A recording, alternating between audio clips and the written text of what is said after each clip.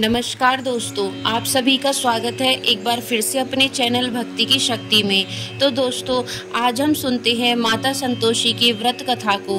यदि आप शुक्रवार का व्रत करते हैं तो शुक्रवार की व्रत कथा आपको अवश्य सुननी या पढ़नी चाहिए। ऐसा करने से माता की पूजा अर्चना संपूर्ण होती है। आइए शुरू करते हैं माता संतोषी व्रत कथा को। एक गांव में एक बुढ़िया रहती थी जिसके 7 बेटे थे। 6 बेटे कमाने वाले थे और एक बेटा निकम्मा था। बुढ़िया माँ 6 पुत्रों का झूठा 7वें पुत्र को दे देती। 7वां पुत्र एक दिन अपनी पत्नी से बोला, देखो मेरी माता का मुझ पर कितना प्रेम है। वह बोली, क्यों नहीं, सबका झूठा बचा हुआ तुमको खिलाती हैं। वह बोला, जब तक आंखों से ना देखें मान नहीं सकता। पत्नी ने हंसकर कहा, देख लोगे तो तब मानोगे। कुछ दिन बाद एक बड़ा त्योहार आया। घर में 7 प्रकार के भोजन और चूरमा के लड्डू बने। वह पत्नी की बात को जांचने के लिए सिर दर्द का बहाना बनाकर पतला कपड़ा सिर पर ओढ़कर रसोई में जाकर सो गया और कपड़े में से सब देखता रहा। 6 भाई भोजन करने आए। उसने देखा माँ ने उनके लिए सुंदर सुंदर आसन बिछाए, 7 प्रकार की रसोई परोसी और आग्रह कर करके उन्हें भोजन कराती रही। वह देखता रहा। 6 भाई भोजन करके उठ गए। तब माँ ने उनकी 5 थालियों में से लड्डुओं के टुकड़ों को उठाया और एक लड्डू बनाया। झूठन साफ कर माँ ने उसे पुकारा, उठ बेटा उठ, तेरे भाइयों ने भोजन कर लिया, तू भी उठकर भोजन कर ले। उसने कहा, माँ मुझे भोजन नहीं करना, मैं परदेश जा रहा हूँ। माता ने कहा, कल जाना हो तो आज ही जा। वह बोला, हाँ हाँ जा रहा हूँ। यह कहकर वह घर से निकल गया। चलते समय उसे पत्नी की याद आई। वह गौशाला में कंडे थाप रही थी। वहां जाकर वह बोला, मेरे पास तो कुछ नहीं है, यह अंगूठी है सो ले ले और अपनी कोई निशानी मुझे दे दो। वह बोली, मेरे पास क्या है, यह गोबर भरा हाथ है। यह कहकर पत्नी ने उसकी पीठ पर गोबर के हाथ की थाप मार दी। वह चल दिया। चलते चलते दूर देश में पहुंचा। वहां एक साहूकार की दुकान थी। वहां जाकर बोला, सेठ जी मुझे नौकरी पर रख लो। साहूकार को नौकर की सख्त जरूरत थी। साहूकार ने कहा, काम देखकर तनख्वाह मिलेगी। उसने कहा, सेठ जी जैसा आप ठीक समझे। उसे साहूकार के यहाँ नौकरी मिल गई। वह वहाँ दिन रात काम करने लगा। कुछ दिन में दुकान का लेन देन, हिसाब किताब, ग्राहकों को माल बेचना, सारा काम करने लगा। साहूकार के 7-8 नौकर थे। वे सब चक्कर खाने लगे, लेकिन उसने अपनी लगन, परिश्रम और ईमानदारी से सभी को पीछे छोड़ दिया। उसने अपने किए का फल मिला। सेठ भी उसके काम को देखकर बहुत प्रसन्न था और 3 महीने में ही उसके मुनाफे में साझेदार बना लिया। परिश्रम करते करते 12 वर्ष में ही वह नगर का नामी सेठ बन गया और सेठ अपना सारा कारोबार उस पर छोड़कर बाहर चला गया। इधर उसकी पत्नी पर क्या बीती वह सुने। सास ससुर उसे दुख देने लगे। गृहस्थी का काम करवाकर उसे लकड़ी लेने जंगल में भेजते। इस बीच घर की रोटियों के आटे से जो भूसी निकलती उसकी रोटी बनाकर रख दी जाती और फूटे नारियल की नरेली में पानी दिया जाता। इस तरह दिन बीतते रहे। एक दिन वह जब जंगल में लकड़ी लेने जा रही थी तब उसे रास्ते में बहुत सी स्त्रियां संतोषी माता का व्रत करती दिखाई दी। यह वहां खड़ी होकर पूछने लगी, बहनों यह तुम किस देवता का व्रत करती हो और इसको करने से क्या फल मिलता है? इस व्रत के करने की क्या विधि है? यदि तुम अपने इस व्रत का विधान मुझे समझाकर कहोगी तो मैं तुम्हारा बड़ा एहसान मानूंगी। में से एक स्त्री बोली, सुनो यह संतोषी माता का व्रत है। इसके करने से निर्धनता, दरिद्रता का नाश होता है, लक्ष्मी आती है, मन की चिंताएं दूर होती हैं, मन को प्रसन्नता और शांति मिलती है। निपुति को पुत्र मिलता है। प्रीतम बाहर गया हो तो वह शीघ्र लौट आता है।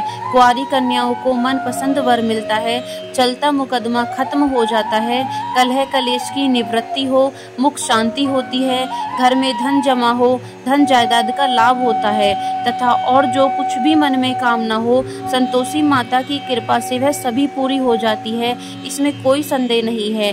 वह पूछने लगी, यह व्रत कैसे किया जाता है, यह भी बताओ तो बड़ी कृपा होगी। वह स्त्री कहने लगी, बिना परेशानी, श्रद्धा और प्रेम से जितना भी बन सके प्रसाद लेना। 5.25 पैसे से 5.25 आने तक तथा इससे भी ज्यादा शक्ति और भक्ति के अनुसार गुड़ और चना लें। हर शुक्रवार को निराहार रहकर कथा कहना और सुनना। लगातार नियमों का पालन करना। सुनने वाला कोई न मिले तो घी का दीपक जलाकर उसके आगे जल के पात्र को रखकर कथा कहना, परंतु नियम न टूटे। जब तक कार्य सिद्ध न हो नियम पालन करना और कार्य सिद्ध हो जाने पर व्रत का उद्यापन करना। 3 मास में माता पूरा फल प्रदान करती है। यदि किसी के ग्रह खोटे हों तब भी माता 1 वर्ष में अवश्य उनको अनुकूल करती है।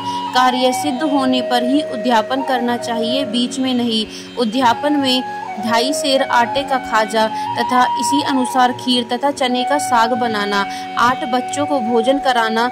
जहाँ तक मिले देवर जेठ भाई बंधु कुटुंब के लड़के लेना, ना मिले तो रिश्तेदारों और पड़ोसियों के लड़के बुलाना, उन्हें भोजन करा यथाशक्ति दक्षिणा दे। माता का नियम पूरा करना।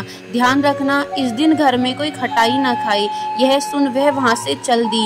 रास्ते में लकड़ी के बोझ को बेच दिया और उन पैसों में गुड़ चना ले माता के व्रत की तैयारी कर आगे चली। रास्ते में संतोषी माता के मंदिर में जा माता के चरणों में लौटने लगी। विनती करने लगी, माँ मैं दीन हूँ, निपट मूर्ख हूँ, व्रत के कोई नियम नहीं जानती, मैं बहुत दुखी हूँ। हे माता मेरा दुख दूर कर, मैं तेरी शरण में हूँ। माता को दया आई।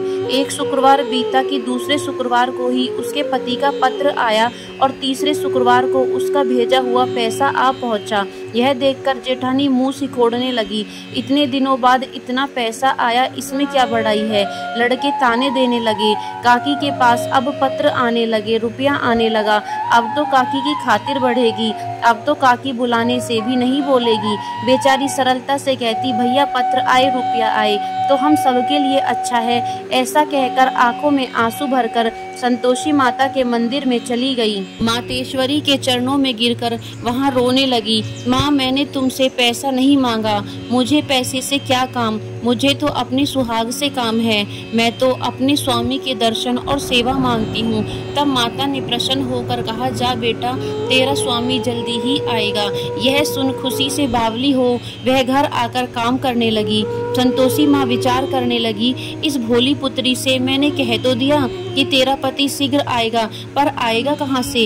वह तो इसे स्वप्न में भी याद नहीं करता, उसे इसकी याद दिलाने तो मुझे ही जाना पड़ेगा। संतोषी माता ने उस बुढ़िया के बेटे को स्वप्न में समझाया, पुत्र तेरी घरवाली कष्ट उठा रही है। वह बोला, हाँ माता यह तो मुझे भी मालूम है, परंतु मैं क्या करूँ, वहाँ कैसे जाऊँ। परदेश की बात है, लेन देन का सारा हिसाब किताब है, कोई जाने का रास्ता नजर नहीं आता। आप ही कोई राह दिखाएं कि मैं वहाँ कैसे जाऊँ। माँ कहने लगी, सवेरे नहा धोकर संतोषी माता का नाम ले, घी का दीपक जला, दंडवत कर और दुकान पर जा बैठना। देखते देखते तेरा लेन देन सब चुक जाएगा, जमा माल बिक जाएगा, सांझ होते होते धन का ढेर लग जाएगा। वह अगले दिन सुबह बहुत जल्दी उठा।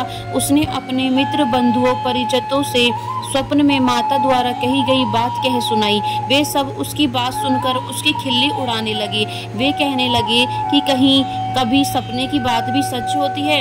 एक बूढ़ा व्यक्ति बहुत समझदार था। वह बोला, देखो भाई मेरी बात मानो, इस तरह सच या झूठ कहने के बदले देवता ने जैसा कहा है वैसा ही करना, तेरा क्या जाता है। बूढ़े की बात मानकर नहा धोकर उसने संतोषी माता को प्रणाम किया। फिर घी का दीपक जलाकर दुकान पर जा बैठा। शाम तक धन का ढेर लग गया। वह हैरान हुआ, मन में संतोषी माता का नाम ले प्रसन्न हो घर जाने के वास्ते गहना कपड़ा और सामान खरीदने लगा। सब काम से निपट अपने घर को रवाना हुआ। उधर उसकी पत्नी जंगल में लकड़ी लेने गई। लौटते वक्त थक जाने के कारण संतोषी माता के मंदिर पर विश्राम करने बैठ गई। यह तो उसके रोज रुकने का स्थान था। धूल उड़ती देख उसने माता से पूछा, हे माता यह धूल कैसी उड़ रही है। माँ ने कहा, हे पुत्री तेरा पति आ रहा है, अब तू ऐसा कर, लकड़ियों के 3 बोझ बना, एक नदी के किनारे रख, दूसरा मेरे मंदिर पर और तीसरा अपने सिर पर रख। तेरे पति को लकड़ी का गट्ठा देखकर मोह पैदा होगा, यह वहाँ रुकेगा, नाश्ता पानी बना खाकर माँ से मिलने जाएगा। तू लकड़ी का बोझ उठाकर जाना और बीच चौक में गड्ढा डालकर 3 आवाजें जोर से लगाना। लो सासू जी लकड़ियों का गट्ठा लो, भूसी की रोटी दो, नारियल के खोपरे में पानी दो, आज कौन मेहमान आया है। संतोषी माता की बात सुनकर वह बोली, बहुत अच्छा माँ, कहकर प्रसन्न मन से लकड़ियों के 3 बोझ बना लाई। एक नदी के तट पर, दूसरा माता के मंदिर पर रखा। इतने में ही मुसाफिर आ पहुंचा। सूखी लकड़ी देख उसको इच्छा हुई कि अब यहीं विश्राम कर ले और भोजन बनाकर खा पीकर गांव चले। इस प्रकार भोजन कर विश्राम कर वह अपने गांव में आ गया। उसी समय बहू सिर पर लकड़ी का गट्ठा ले आई। उसने गट्ठे को आंगन में डाला, जोर से 3 आवाजें दी, लो सासू जी लकड़ी का गट्ठा लो, भूसी की रोटी दो, नारियल के खोपड़ में पानी दो, आज कौन मेहमान आया है। यह सुनकर सास ने अपने दिए हुए कष्टों को भुलाने के लिए कहा, बहू तू ऐसा क्यों कहती है, तेरा मालिक ही तो आया है, बैठ मीठा भात खाकर कपड़े गहने पहन। पत्नी की आवाज सुनकर उसका स्वामी बाहर आया और उसके हाथ में पहनी अंगूठी देख व्याकुल हो गया।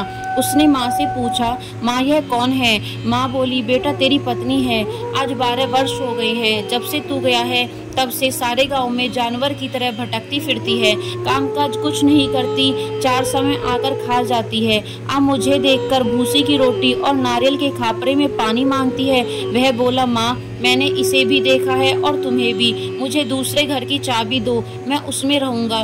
ठीक है बेटा, जैसी तेरी मर्जी, कहकर माँ ने चाबी का गुच्छा बेटा के सामने रख दिया। उसने दूसरे घर को खोलकर सारा सामान जमाया। एक ही दिन में वहां राजा के महल जैसा ठाट बाट बन गया। अब क्या था, वह सुख भोगने लगी। अगला शुक्रवार उसने पति से कहा, मुझे संतोषी माता का उद्यापन करना है। पति बोला, बहुत अच्छा, खुशी से करो। वह उद्यापन की तैयारी करने लगी। जेठ के लड़कों को भोजन के लिए कहने गई, उन्होंने मंजूर किया, परंतु पीछे से जेठानी ने अपने बच्चों को सिखलाया, देखो रे, भोजन के समय सब लोग खटाई मांगना, उसका उद्यापन पूरा ना हो। लड़के भोजन करने आए, खीर पेट भरकर खाई, परंतु बात याद आते ही कहने लगे, हमें कुछ खटाई खाने को दो, खीर खाना हमें भाता नहीं, देखकर अरुचि होती है। लड़के उठ खड़े हुए बोले, पैसा लाओ। भोली बहू कुछ नहीं जानती थी, उसने उन्हें पैसे दे दिए। लड़कों ने बाजार जाकर उन पैसों से इमली खरीदी और खाई। यह देखकर बहू पर माताजी ने कोप किया। राजा के दूत उसके पति को पकड़कर ले गए। अब सब मालूम हो जाएगा जब जेल की रोटी खाएगा। बहू से यह वचन सहन नहीं हुए।